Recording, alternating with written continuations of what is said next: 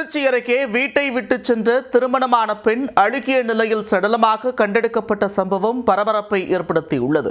காணாமல் போனவர் உயிரிழந்ததன் மர்மம் விலகுமா? திருச்சி மாவட்டம் லால்குடி அருகே உள்ள ஆலம்பாக்கத்தைச் சேர்ந்தவர் மூட்டை தூக்கும் தொழிலாளி சின்னப்பன். இவரின் மனைவி 28 வயதான வீரம்மாள் கடந்த 3ஆம் தேதி உறவினரை பார்த்துவிட்டு வருவதாக கூறி வெளியே சென்றுள்ளார். இரவு 9 மணி கடந்தும் வீரம்மாள் வீடு திரும்பாததால் அவரின் கணவர் கள்ளக்குடி காவல் நிலையத்தில் புகார் அளித்துள்ளார்.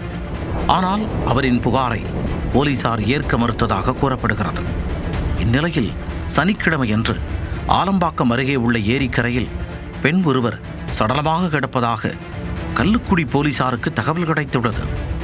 தகவலின் பேரில் சம்பவ இடத்திற்கு சென்ற போலீசார் அழுகிய நிலையில் கிடந்த சடலத்தை கைப்பற்றி உடற்கூறாய்விற்காக திருச்சி அரசு மருத்துவமனைக்கு அனுப்பி வைத்தனர்.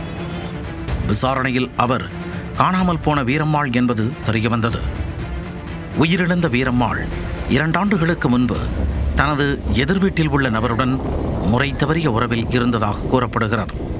இதையடுத்து கணவரை பிரிந்து சென்று அந்த நபருடன் சென்று அரியலூரில் குடும்பம் நடத்தி வந்துள்ளார்.